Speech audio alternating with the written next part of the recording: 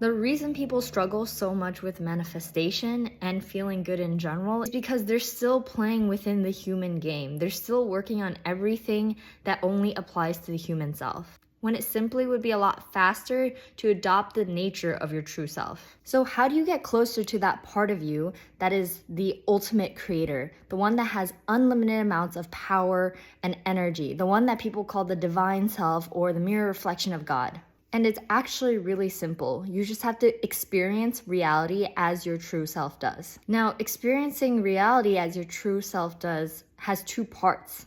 One is actually understanding reality the way your true self does, and the other part is feeling the way your true self would feel about reality. So let's understand the differences between the human self and your true self. Your human self has all these things, right? You have thoughts, you have beliefs, you have emotions, you have the subconscious.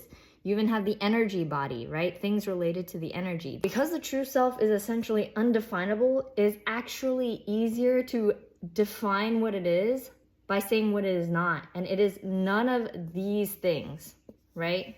Now, these human things exist so that we can make sense of the illusion that we call reality. So let me give an example. Say you have a thought about a challenge in your life and you have certain beliefs that support your thoughts about that challenge.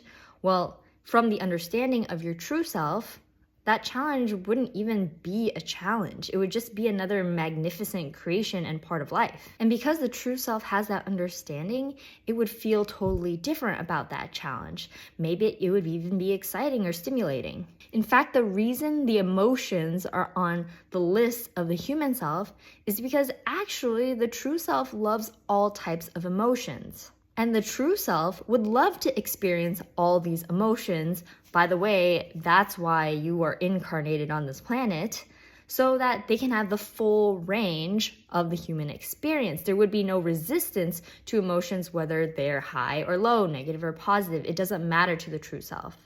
So when you're able to appreciate every single challenge in your life, every single situation in your life, every single emotional high or low, every single positive or negative thought, seeing it as not you, but part of the magnificent reality that you created as your true unlimited self, that's when you know you're getting closer to your true self.